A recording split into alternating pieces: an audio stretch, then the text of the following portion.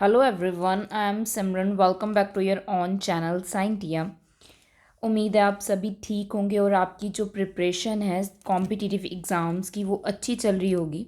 हाँ जी, आज हम क्या है साइंस पैरागोगी जो हमने कंटिन्यू की हुई है। मींस पहले आपको 8 चैप्टर्स कवर करवाए हुए हैं।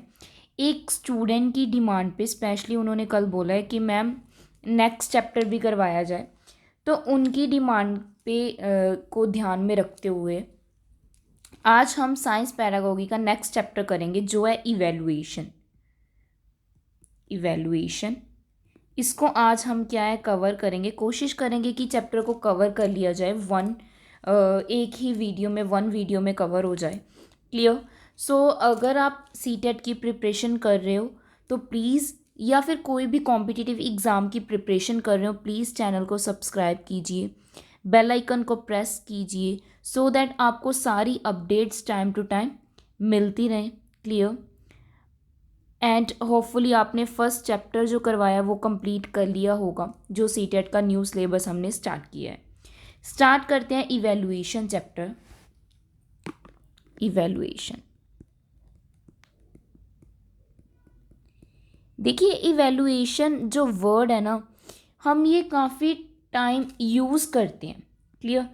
ये इसका मतलब क्या होता है, ये चैप्टर इम्पॉर्टेंट है, मैं बता दूँ। सीटेट एग्ज़ाम में प्रीवियस ईयर में अगर एनालिसिस किया जाए तो इस चैप्टर में से काफ़ी क्वेश्चन बने हुए हैं। एक बार 2 बने हैं, फिर 3 बने हैं। क्लियर। 3 to 4 क्वेश्चंस तक भी बने हुए हैं, तो ये चैप्टर ऑटोमेटिक इम्पॉर्टेंट हो जाता है, तो आप सभी ने ध्यान से करना है। क्लियर। इवैल्यूएशन का मतलब होता है ओवरऑल असेसमेंट। ओवरऑल असेसमेंट, किसी भी स्टूडेंट को असेस करना, देखना कि उसका किस लेवल पे है बच्चा, उसको असेस करना, मतलब उसकी जो एजुकेशनल आउटकम्स है उसके बेसिस पे। एजुकेशनल जो आउटकम्स हैं, ये सिर्फ हम एग्ज़ाम्स के थ्रू नहीं कि जो एग्ज़ाम्स हुए हैं, टेस्ट हुए हैं, उनमें कितने ग्रेड्स हैं, नहीं, उसके बेसिस पे ओवरऑल असेसमेंट नहीं होती। जो उसकी क्लास में, हम बोलते हैं रेगुलर क्लास में, उसका बच्चे ने कैसा रिस्पॉन्स दिया, कैसा बिहेव किया, उस सारी चीज़ों को हम एनालाइज करते हैं इसमें। उन सारी चीज़ों को एनालाइज किया जाता है, एनालिसिस किया जाता है उन सारी चीज़ों का। क्लियर। तो इससे हमें क्या, एक टीचिंग लर्निंग प्रोसेस में क्या है, एक आउटकम मिलती है, एक रिजल्ट मिलता है, किससे जो ओवरऑल असेसमेंट होती है, किसकी एजुकेशनल जो उसकी आउटकम्स हैं। क्लियर। अगर मैं साइंस की बात करूँ, इवैल्यूएशन इन साइंस, इसका मतलब है assessment of social learning outcomes. किसकी असेसमेंट, जो उसकी सोशल लर्निंग आउटकम्स है, कि वो किस वे में बच्चा सीख रहा है, सिर्फ रोट मेथड तो नहीं यूज़ कर रहा। क्लियर। सोशल लर्निंग आउटकम से। क्लियर। क्लियर हुआ जी। तो as a result of teaching the science subject, हम उसकी सोशल लर्निंग आउटकम्स को असेस करते हैं, उसको बोला जाता है evaluation of science. Clear. Evaluation in science बोल सकते हैं। अब इसमें बहुत सारे इंस्ट्रूमेंट्स हम क्या है यूज़ करते हैं, काफ़ी इंस्ट्रूमेंट्स क्या है यूज़ करते हैं, मीन्स काफ़ी सारे मेथड्स हम यूज़ करते हैं किसी भी चीज़ को इवेलुएट करने के लिए। मीन्स असेसमेंट, कौन कौन से ऐसे इंस्ट्रूमेंट्स हैं या टूल्स हैं जिनसे हम क्या है बच्चों को इवेलुएट कर सकते हैं या फिर असेसमेंट कर सकते हैं, उनको असेस करते हैं टीचिंग लर्निंग प्रोसेस को। क्लियर। जैसे अगर फर्स्ट टूल की बात करें तो उनके हम क्या है टेस्ट ले सकते हैं, प्रैक्टिकल टेस्ट।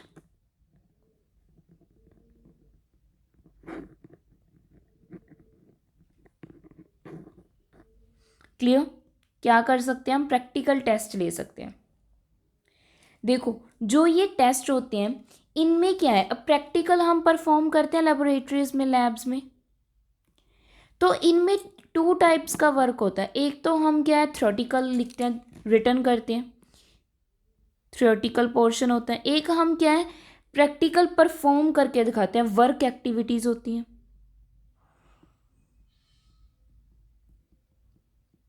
क्लियर, 2 टाइप्स का काम करते हैं। अब जब इनको क्या है, ये बच्चों की लर्निंग परफॉर्मेंस को इंक्रीज करने में सबसे बेस्ट है कि उनको प्रैक्टिकल करवाया जाए, वो सीख सके। कहते हैं ना, करके ज़्यादा सीखते हैं हम। मीन्स अगर किसी चीज़ को परफॉर्म करेंगे, उसको एक्टिविटी को प्रॉपर वे में किया जाएगा, तभी हम क्या है उस चीज़ को ज़्यादा अच्छे से लर्न कर सकते हैं एज कंपैरिजन टू बुक्स को सिर्फ रीड करके। क्लियर, इससे क्या होता है, बच्चा ऑब्जर्व करता है, ऑब्जर्वेशन उसकी इंक्रीज होती है, वो खुद ऑब्जर्व करता है कि कौन सी चीज़ कैसे की जा रही है या यूज़ कर सकते हैं, उसको इन्फॉर्मेशन वो कलेक्ट करता है। क्लियर, इससे वो क्या है कुछ मोटर, बिहेवियर या स्किल एक्टिविटीज़ भी परफॉर्म कर पाते हैं। स्किल जो एक्टिविटीज़ हैं वो भी क्या है परफॉर्म कर पाते हैं। किससे, जब क्या है कोई भी उसका प्रैक्टिकल टेस्ट लिया जाता है। क्लियर, ये किससे रिलेट करते हैं, उसकी जो कोग्यूनेटिव डोमेन्स हैं, मेनली जो वो क्या है ब्रेन के साथ अपनी नॉलेज को शो कर रहा है, कोग्यूनेटिव डोमेन्स को यूज़ कर रहा है। क्लियर, जब क्या कर रहे हैं हम प्रैक्टिकल टेस्ट ले रहे हैं। क्लियर है जी। तो ये जो प्रैक्टिकल टेस्ट है उनके लिए बहुत इम्पॉर्टेंट हो जाते हैं। क्लियर, तो कॉग्निटिव डोमेन्स जो उससे सोच सके, मीन्स एक अंडरस्टैंडिंग बन पाए बच्चे के अंदर, अंडरस्टैंडिंग बन पाए। क्लियर, इसके लिए हम क्या यूज़ कर सकते हैं, प्रैक्टिकल टेस्ट। इसके अलावा क्या हो सकता है, हम क्लास में ओरल टेस्ट ले सकते हैं या वाइवा ले सकते हैं या ओरल टेस्ट।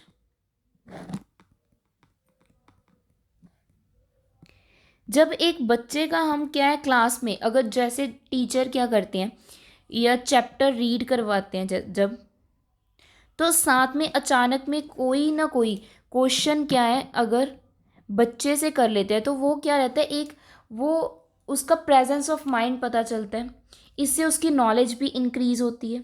मीन्स इससे क्या होता है, कम्युनिकेशन प्रोसेस हो जाता है, उस बच्चे को कम्युनिकेट करना आता है। क्लियर, ओरल कम्युनिकेशन किसके बीच में हो गया, एग्जामिनर एंड एग्जामिनीज जो देने आए हैं। ओरल क्वेश्चन से स्टूडेंट क्या है प्रॉपर वे में रिस्पॉन्स करना सीखता है। वर्बली कम्युनिकेशन हो जाती है उसकी कि कैसे आंसर किया जाए किस क्वेश्चन का। इसके साथ साथ और भी कोई बहुत सारी टेक्निक्स हैं जिनको क्या है यूज़ किया जाता है, जैसे इंटरव्यूज़। क्लियर, जैसे आजकल जो आइल्स का एग्ज़ाम बच्चे देते हैं, इनमें एक इंटरव्यू भी होता है, स्पीकिंग बोल देते हैं मेनली। क्लियर, इसमें भी क्या है देखो, इसमें भी बच्चे को क्या है मेनली क्या देखा जाता है कि बोलना, उसको इंग्लिश बोलना टफ तो नहीं लग रहा। ये जो इंटरव्यू है इसमें क्वेश्चन बेसिक ही होते हैं, कोई टफ नहीं होते। मैंने काफ़ी सारे शॉर्ट्स या रील्स देखी हैं, तो क्वेश्चंस इजी ही होते हैं, बस क्या देखना है कि स्पीकिंग लेवल क्या है बच्चे का।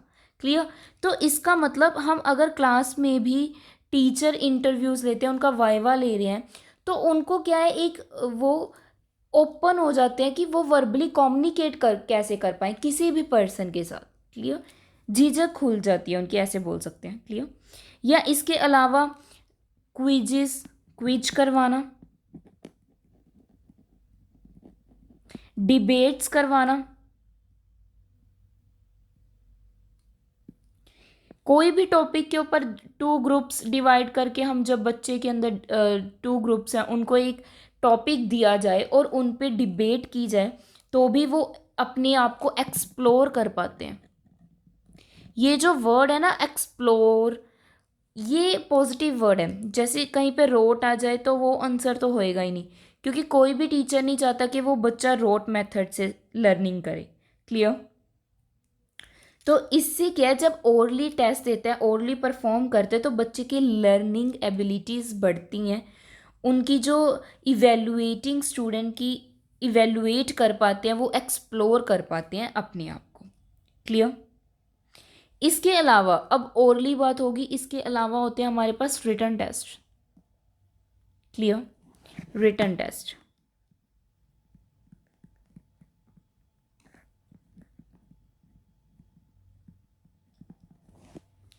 ठीक है जी। अब देखो रिटन टेस्ट में क्या होता है। रिटन टेस्ट में क्या होता है, कुछ ऐसे टेस्ट जिसमें हम राइटिंग मटेरियल देखते हैं।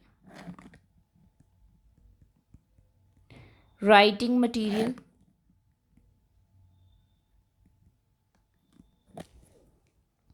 जैसे कि पेपर पेंसिल, पेपर पेंसिल या पेन, ये सारा कुछ हम यूज़ करते हैं जब रिटन टेस्ट होते हैं।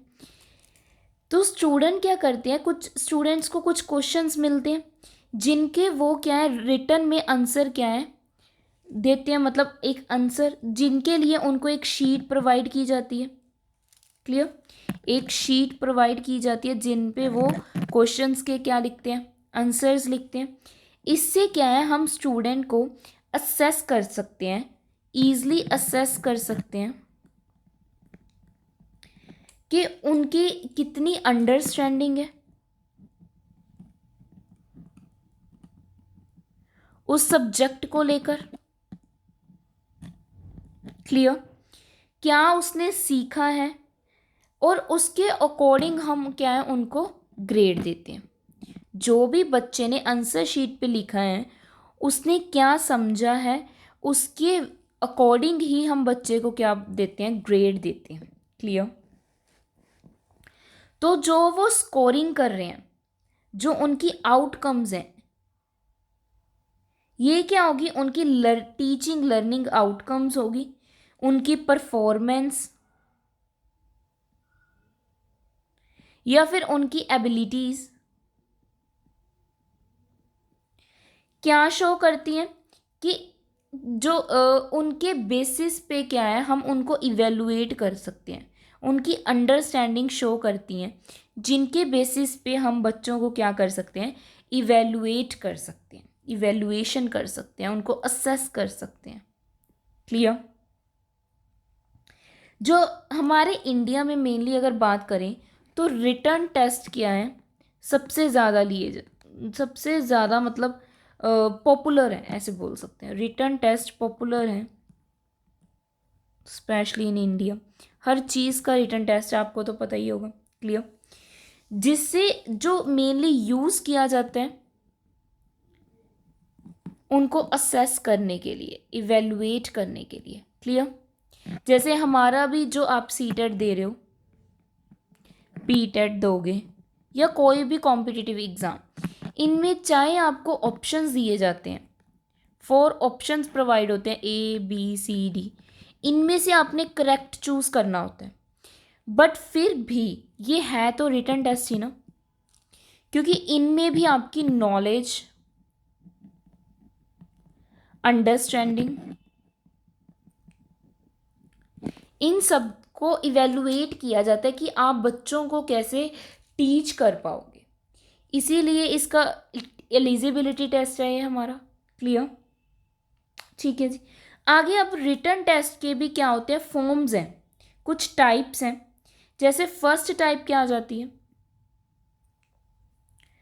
रिटन टेस्ट की भी कुछ टाइप्स हैं, sorry,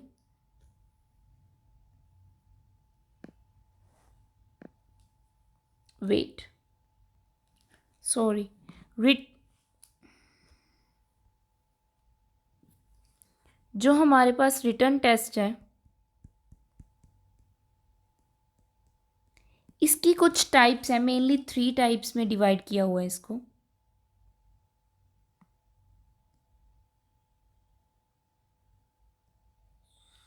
first one is essay type test या एसे टाइप क्वेश्चन।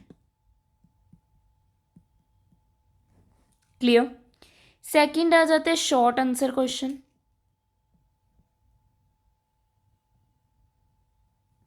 थर्ड आ जाते हैं हमारे पास ऑब्जेक्टिव टाइप।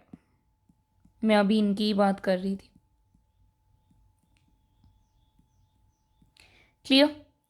अगर इनमें से देखा जाए जो ऐसे टाइप क्वेश्चन है ये भी रिटन टेस्ट में होते हैं। क्लियर। इनमें क्या होता है, एक हमें क्या है डिमांड की जाती है कि जो आंसर्स हों वो लेंथी हों, उनकी एक मतलब कुछ वर्ड्स लिखे होते हैं कि इतने वर्ड्स में लिखना है, सो दैट हम आंसर को इलेबरेट किया हुआ है या नहीं ये देखते हैं, उसमें डिटेल्स हैं या नहीं। जो ऐसे टाइप क्वेश्चंस है इसमें डिटेल्स होती हैं, डिस्क्रिप्टिव होता है, लेंथ होती है, इलेबोरेट कैसे किया है हमने आंसर को, इन सब चीज़ों को चेक किया जाता है। क्लियर। इनको हम क्या बोल देते हैं, लेंथी क्वेश्चंस बोल देते हैं। जैसे आपको कुछ भी आ सकता है, explain digestive system of human body, ये 9th-10th क्लास में आता है। तो ये क्या हो गया आपका नियर अबाउट 10 मार्क्स का क्वेश्चन बन गया। तो आप इसको फुल एक्सप्लेन करोगे with the help of diagrams, तो उसको हम बोल देते हैं ऐसे type questions. Clear. Short answers question क्या हो गए, ये पेपर में क्या है सेट किए जाते हैं कि आपको कितने लेंथ का या कितने वर्ड्स का क्वेश्चन है, इनके नंबर ऑफ वर्ड्स फिक्स होते हैं, नंबर ऑफ वर्ड्स फिक्स होते हैं नियर अबाउट 100 या 150 वर्ड्स के हम लिखते हैं इनको। Clear.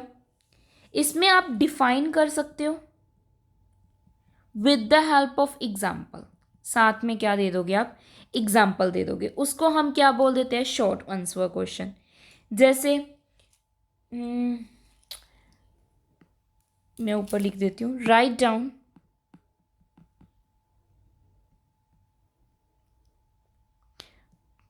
Down the parts of plants या प्लांट के पार्ट्स को राइट डाउन लिखना है, write down the name of भी लिख सकते हो, the name of parts of plant. तो आप प्लांट्स के जितने भी पार्ट हैं उनके नेम लिख दोगे, जैसे root, stem, clear, flowers, leaves, ये सारे क्या हो जाएंगे उसके पार्ट्स हो जाएंगे किसी भी प्लांट्स के। तो इसको हम क्या बोल देते हैं शॉर्ट आंसर क्वेश्चन। अब अगर बात करें ऑब्जेक्टिव टाइप, जो आपके क्या है मल्टीपल चॉइस क्वेश्चंस, जो आपके ये सीटेट एग्ज़ाम में आएंगे या अगर आप पीटेट एग्ज़ाम दे रहे हो उसमें आएंगे, इनमें क्या होता है जस्ट आप 1 और 2 वर्ड्स में रिस्पॉन्स करते हो। क्लियर। या आप फिल इन द ब्लैंक्स आ जाते हैं, फिलअप्स करते हो, या चूज वन जो आपने करना है, वन जो करेक्ट है 4 ऑप्शंस में से उसको आप चूज करोगे। इनको हम क्या बोल देते हैं ऑब्जेक्टिव टाइप क्वेश्चंस बोल देते हैं। क्लियर। ठीक है जी, इनको हम क्या बोल देते हैं ऑब्जेक्टिव टाइप क्वेश्चन आंसर्स बोल देते हैं। इसके बाद अगर बात करें, ये तो हो गया हमारा जो रिटन टेस्ट है। रिटन टेस्ट के बाद हम बात करेंगे अब इवेल्युएशन की, टाइप ऑफ इवेल्युएशंस। उससे पहले आपको सीसीई के बारे में पता होना चाहिए। अब बात करेंगे सीसीई की।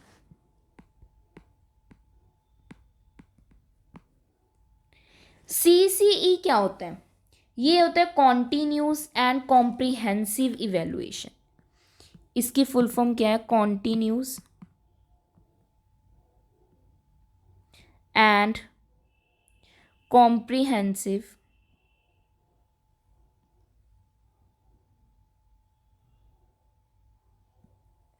इवेल्युएशन। क्लियर। एक प्रोसेस है ये क्या है हमारे पास एक प्रोसेस है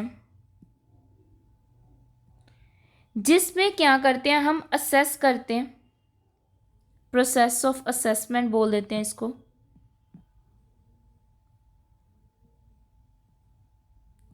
जिसमें हम क्या है मेनली ये 2009 में आया था इंडिया में, ये ईयर इंपॉर्टेंट है अब। क्लियर। 2009 में आया था इंडिया में, जिसमें हम बच्चों को असेस करते हैं, जिसकी फुल फॉर्म भी इम्पॉर्टेंट है, जो क्या है, कॉन्टिन्यूस एंड कॉम्प्रिहेंसिव इवेलुएशन, तो ये भी इम्पॉर्टेंट है। जो किसके थ्रू आई थी? राइट टू एजुकेशन एक्ट के थ्रू। किसके through? Right to education act.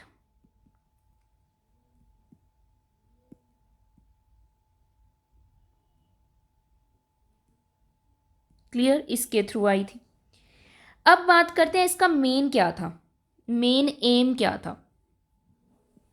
हाँ जी, इसके एम की बात करेंगे, सीसीई के एम की क्या बात करेंगे कि क्या था। इसका मेन एम था कि बच्चों को, एक बच्चे को, चाइल्ड को जो स्कूल में प्रेजेंट है उसको इवेलुएट कैसे करें। अगर उसको इवेलुएट करना है तो उसको ओनली जो उनके मार्क्स हैं इस बेसिस पे नहीं करना, जो एग्ज़ाम में मार्क्स हैं इस बेसिस पे नहीं करना, उसको हर हर एस्पेक्ट से उसको क्या है, इवेलुएट करना है। एवरी एस्पेक्ट से बच्चे को क्या करना है, इवेलुएट करना है। ये इसका मेन एम था, सो दैट बच्चे के ऊपर से प्रेशर को क्या कर सकते हैं, हम रिड्यूस कर पाएँ। इसका मेन यही था कि बच्चों पर प्रेशर को कम किया जाए। क्लियर? मेनली इन्होंने क्या कर दिया था फिर, कुछ मल्टीपल टेस्ट हुए कि बच्चा क्या है, बहुत सारे टेस्ट दे पाए, मल्टीपल टेस्ट, एक ईयर में बच्चा मल्टीपल टेस्ट दे पाए। अब वो टेस्ट कोई भी हो सकते हैं, ओरल ले सकते हैं, या फिर उनके वाइवा करवा सकते हैं, प्रैक्टिकल परफॉर्म करवा सकते हैं। क्लियर? इस वे में क्या है, इन्होंने क्या कहा था कि प्रेशर बच्चे से कम कर सकें, एज द स्टूडेंट क्या है, काफ़ी सारे मल्टीपल टेस्ट परफॉर्म कर पाए, दे पाए through out the year. Clear? इसके अलावा सीसीई जो मेथड है, जो कॉन्टिन्यूस एंड कॉम्प्रिहेंसिव इवेल्युएशन है, इसने क्या क्लेम किया था कि ये चेंजेस लेके आएगा। जो पुराना मेथड चल रहा है, जो ट्रेडिशनली जो पुराना क्या है, ट्रेडिशनल मेथड चल रहा है, किसका? चॉक एंड टॉक का। Chalk and talk. अब ये क्या है, देखो क्लास में पुराने टाइम पे क्या होता था कि टीचर्स क्या है, चौक लेके बस टीच करते रहते थे और बोलते रहते थे, और बच्चे क्या है, सिर्फ लिसनिंग का काम करते थे, सुनते थे। ये जो मेथड है, ये जो ट्रेडिशनल मेथड है, इसको चेंज करना था, कुछ एक्यूरेट वे में इसको इम्प्लीमेंट करना था। क्लियर? इसको प्रॉपर वे में इम्प्लीमेंट करना था, कुछ चेंजेस लेकर आके। क्लियर? अब इसमें दो चीज़ें इंक्लूड हैं, जो सीसीई है, या हम बोल सकते हैं टाइप ऑफ इवेल्युएशन। इसमें दो चीज़ें या टू टाइप्स हैं इसके मेन, जो क्या है हमारे पास, formative evaluation and summative evaluation. Mainly two types हैं इसकी, formative and summative. Clear? Wait, formative assessment and summative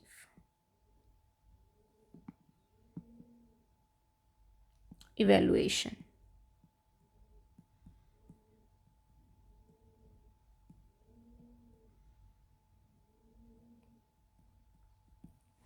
clear?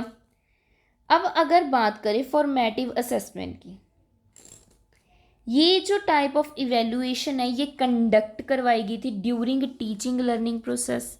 जब टीचिंग लर्निंग प्रोसेस चल रहा है उस टाइम क्या है, इसको कंडक्ट करवाना। टीचर क्या है, मान लो कुछ कंटेंट, कुछ यूनिट, कोई भी यूनिट करवा रहे हैं टीचर, तो वो क्या करवाते हैं, कुछ ना कुछ लर्निंग एक्सपीरियंस बच्चे को प्रोवाइड करेंगे, जिससे क्या है, एक डिफरेंट आउटकम आएगी। पहले तो सीधा एग्ज़ाम हो जाते थे, नहीं, बट अब डिफरेंट डिफरेंट वे से एक्टिविटीज़ करवाई जाती हैं, उनको हम क्या बोल देते हैं, जो फॉर्मेटिव इवेल्युएशंस हैं। क्लियर? क्या कह सकते हैं, फॉर्मेटिव इवेल्युएशन ये हेल्प करती हैं, जो टास्क प्रोवाइड करते हैं इंफॉर्मेशन, ये जो एक्टिविटीज़ हैं या टास्क ये हेल्प करते हैं कि बच्चों को इंफॉर्मेशन प्रोवाइड हो। क्लियर। इससे हम क्या करते हैं, स्टूडेंट की स्ट्रेंथ और जो स्टूडेंट की वीकनेस है उसके बारे में ईजली पता लगवाया जा सकता है। क्लियर। स्ट्रेंथ और वीकनेस है जो टीचिंग लर्निंग प्रोसेस में या टीचिंग एंड लर्निंग में या फिर कोई बच्चे को किसी चीज़ में, उनका हम ईजली पता लगवा सकते हैं इन एक्टिविटीज़ और टास्क के थ्रू। क्लियर। ये जो मेनली फॉर्मेटिव की बात कर रहे हैं अभी हम, ये जो फॉर्मेटिव इवैल्यूएशन है ये मेनली हम क्या करते हैं, इनको प्लान किया जाता है मिड कोर्स में, मतलब जब आपका कोर्स चल रहा है। क्लियर। ऐसे नहीं है एंड में, ये कोर्स जब चल रहा है तब इसको इंटरमीडिएट, जो कोर्स के इंटरमीडिएट इसको फिक्स किया जाता है।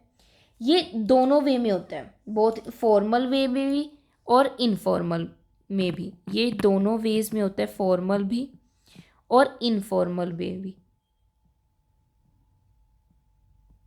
क्लियर। अब फॉर्मल की बात करें किस वे में, जैसे क्विज हो गया उनका, बच्चों का क्विजीज ले लिए। क्लियर। क्वेश्चन आंसर्स हो गए, टेस्ट ले लिए बच्चों के। क्लियर। इस वे में असाइनमेंट्स ले ली। ये हो गया फॉर्मल।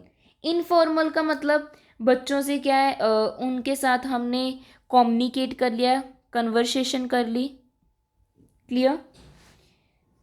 ऑब्जर्वेशन क्या किया है बच्चों ने वो देखना, उनके ऑब्जर्वेशन क्या है, या उनसे बच्चों से लिसनिंग करना, उनसे कमेंट्स सुनना किसी भी टॉपिक के रिलेटेड। ये क्या हो गया हमारा इनफॉर्मल वे। क्लियर।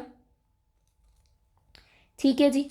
लैब वर्क आ गया हमारा, प्रोजेक्ट आ गए, रिसर्च करवा ली हमने किसी टॉपिक पे, हमने बोल दिया कि रिसर्च करके आनी है, तो ये फॉर्मल हो गया। क्लियर।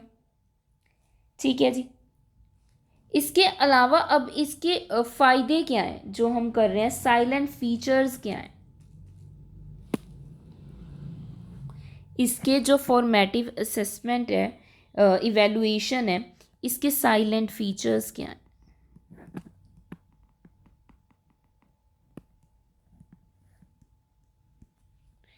देखो, फर्स्ट क्या है, इससे टीचर्स को फीडबैक मिलती रहती है, feedback to teachers.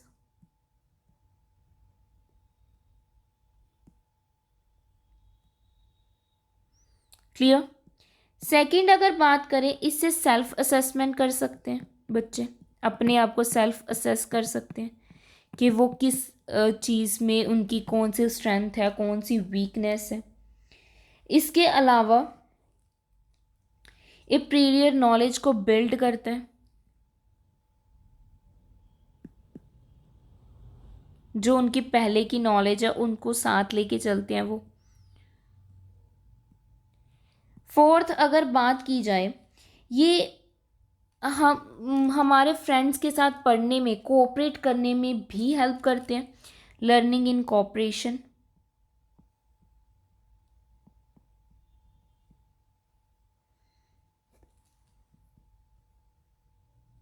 With friends या विद पीयर्स, पीयर्स का मतलब होता है एक ही ग्रुप में जो रहते हैं फ्रेंड्स।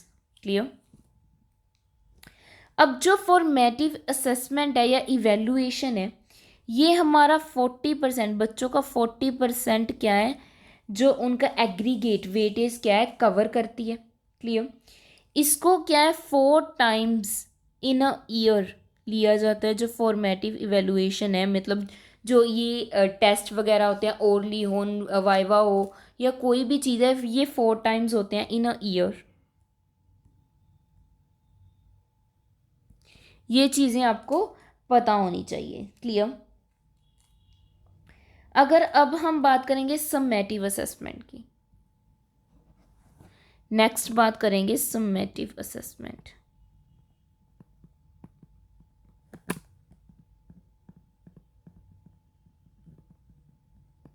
अब ये क्या होती है, देखो जो सममेटिव असेसमेंट है ये यूनिट के या सेमेस्टर के एंड में होगी, सेमेस्टर के एंड में करवाई जाती है। ये क्या है, 1 ईयर में, एक ईयर में 2 टाइम्स होती है, essay 1 एंड essay 2, 2 टाइम्स होती है एक साल में। क्लियर। इससे क्या है, कोई भी बच्चा जो स्टूडेंट है वो अपनी नॉलेज को रिटेन कर पाता है कि कितना याद किया हुआ है। इससे हम टेस्ट कर पाते हैं कि स्टूडेंट ने कितना लर्न किया हुआ है, स्टूडेंट्स लर्निंग एबिलिटी। ठीक है जी, स्टूडेंट्स की जो लर्निंग एबिलिटी है या लर्निंग पावर है उसका हमें पता चल जाता है। क्लियर। इसमें क्या है, क्या क्या इंक्लूड होता है, इसमें शॉर्ट आंसर क्वेश्चंस इंक्लूड होते हैं। क्लियर। इसमें एमसीक्यूज होते हैं, इसमें लॉन्ग आंसर क्वेश्चंस होते हैं, ये सब होते हैं। इसमें भी अब देखो हम ग्रेड ही देते हैं, ग्रेडेड सिस्टम चल रहा है आजकल कि जिसके क्या है 90 टू लेके 100 वाली लाइन में सबकी A1 ग्रेड है। अब इसमें चाहे कोई 91 है चाहे कोई 99 है, ग्रेड सेम है, तो बच्चों में ज़्यादा प्रेशर नहीं आता। अब ये एग्रीगेट बात करें तो 60% हमारा सिलेबस का कवर करते हैं। कौन, वेटेज इनकी कितनी है सममेटिव असेसमेंट की, 60% है। क्लियर, इतना समझ में आया? क्लियर है जी। अब ये भी बोथ होते हैं, फॉर्मल भी होते हैं इनफॉर्मल भी होती है। जो सममेटिव है वो भी फॉर्मली भी होती है और इनफॉर्मल भी होती है, दोनों वेज में होती है। क्लियर। इसमें अगर बात करें ये अलग अलग टेक्निक्स होती है, जैसे इंटरव्यूज हो गए, क्वेश्चंस हो गए, क्वेश्चनेरा हो गया,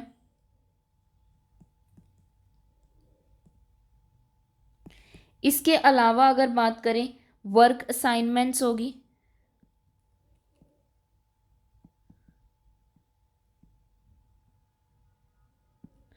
क्लियर, प्रोजेक्ट्स हो गए, ये सब क्या है प्रोवाइड किया जाता है। क्लियर। इससे हम क्या है उनकी ऑब्जर्वेशन को देखते हैं, मींस इसमें ये सारा तो हो गया अगर फॉर्मली, अगर जो भी काम, अगर इनफॉर्मल में देखा जाए तो उनकी ऑब्जर्वेशन देखी जाएगी, क्यों उन्होंने क्या ऑब्जर्व किया है, डिस्कशंस,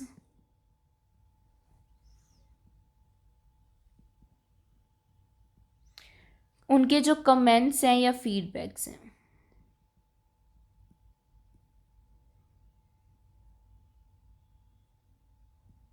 इन सबको क्या है जो एक स्टूडेंट के द्वारा दिए जाते हैं। क्लियर, इन सबको देखा जाता है।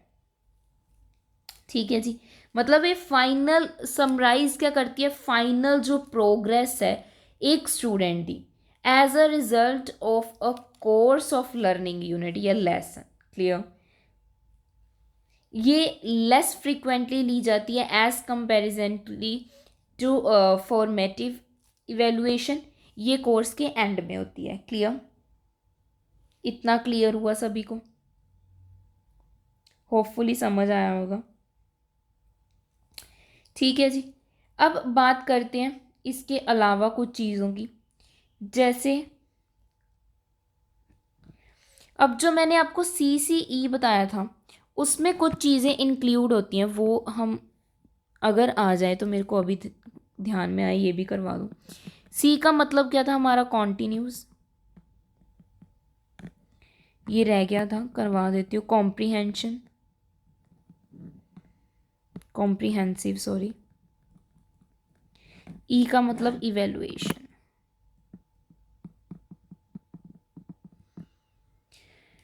देखो अब जो कॉन्टिन्यूज है इसमें होता है कि रेगुलर एंड कॉन्टिन्यूज जो एक्टिविटीज होती हैं, रेगुलर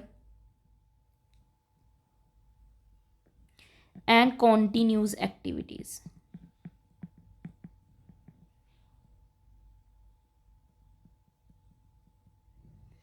जो पूरे साल में होती हैं, सो दैट उनका ऑल ईयर डेवलपमेंट हो पाए बच्चों का। जैसे हमारे रेगुलर क्लास टेस्ट हो गए, चैप्टर वाइज जो हम क्लास टेस्ट लेते हैं, वो अब ओरली भी हो सकते हैं, रिटन भी हो सकते हैं। क्लियर? उनको हम बोल देंगे कॉन्टिन्यूस। नेक्स्ट बात करेंगे कॉम्प्रिहेंसिव, मीन्स उनके मेंटल, इमोशनल एंड फिजिकल जो एस्पेक्ट है, मेंटल, फिजिकल या जो इमोशनल एस्पेक्ट्स हैं, जैसे प्रैक्टिकल परफॉर्म करवाना और उनकी ऑब्जर्वेशंस चेक करना, ये मेंटली, फिजिकली, इमोशनली 3 वेज में ही आ जाएगा जब कोई भी बच्चा क्या है प्रैक्टिकल को परफॉर्म करता है। क्लियर? ठीक है जी। नेक्स्ट अगर बात करें इवेल्युएशन, इवेल्युएशन का क्या मतलब है? टूल है ये कोई जिससे हम बच्चों को असेस कर पाते हैं, इवेल्युएट कर पाते हैं कि उन्होंने क्या सीखा। स्टूडेंट्स लर्निंग पावर या स्टूडेंट्स प्रोग्रेस, उसको हम क्या बोल देते हैं? इवेल्युएशन बोल देते हैं। क्लियर? नेक्स्ट अगर बात करें असेसमेंट ऑफ लर्निंग क्या होती है? असेसमेंट ऑफ लर्निंग जो मैं बार बार बोल रही हूँ कि असेस करना, लर्निंग पावर, उसके बारे में देखेंगे अब थोड़ा सा। वैसे तो आप सभी को ये पता ही है असेसमेंट ऑफ लर्निंग।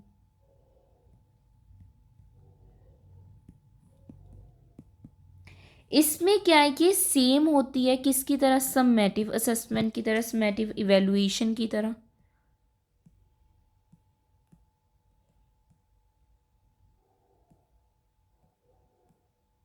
क्लियर? उसकी जैसे ही होती है। ये भी क्या है, ये हर यूनिट की एंड में होती है। एंड ये किस में होती है? End of unit, at the end of unit में होती है। ठीक है, असेसमेंट ऑफ लर्निंग। इससे क्या है, एविडेंस मिल पाता है बच्चों को, बच्चों की जो अचीवमेंट है, एविडेंस मिलता है कि बच्चे ने उस चैप्टर में क्या सीखा है। किसको मिलता है? उनके पेरेंट्स को, टीचर्स को। Evidence of achievement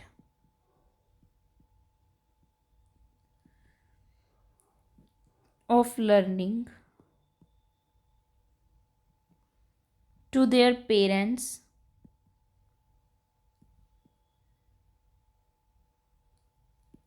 clear?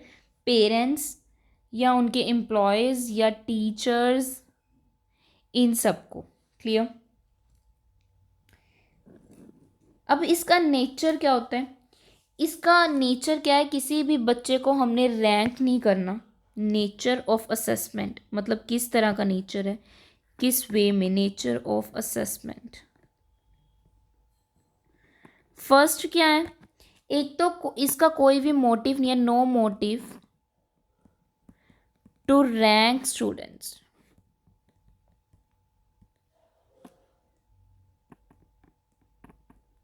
Students को हमने रैंक नहीं करना कि तुम्हारी फर्स्ट पोजीशन है, तुम्हारी सेकंड पोजीशन है, तुम्हारी थर्ड। नो, इस वे में भी नहीं। बस हमने ग्रेड दे देनी है।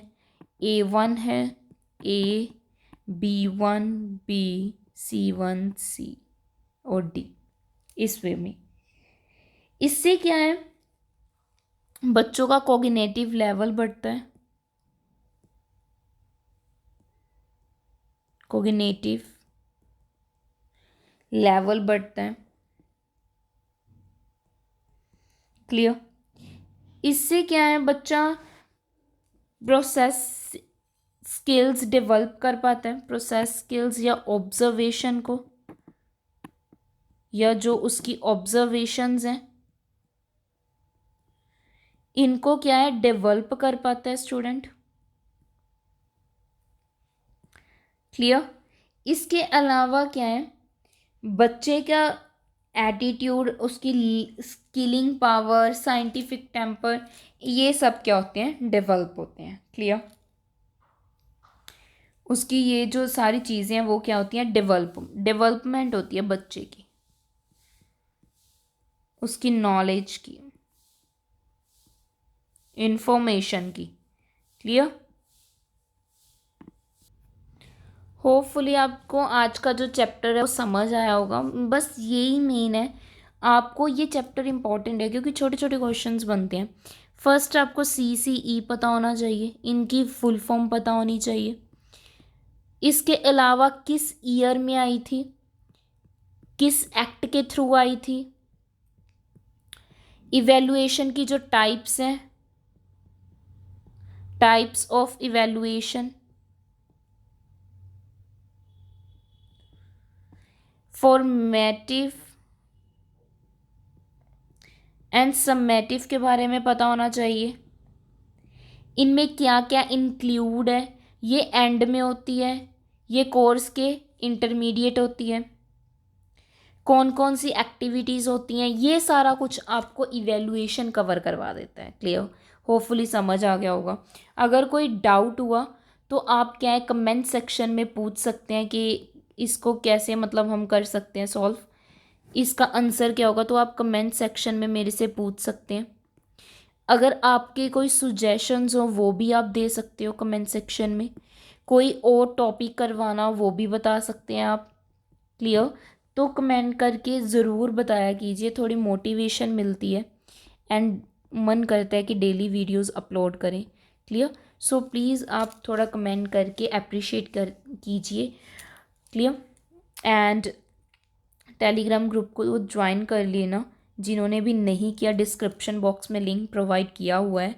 बेल आइकन को प्रेस कर लेना, चैनल को सब्सक्राइब आई होप सब ने किया होगा, जिन्होंने नहीं किया वो कर लेना एंड साथ ही साथ बेल आइकन को प्रेस कर लेना सो दैट आपको डेली की अपडेट्स मिलती रहें। क्लियर? एंड अपनी प्रिपरेशन करते रहिए, अभी एग्ज़ाम बहुत नियर है। ठीक है जी, thank you so much, thank you so much.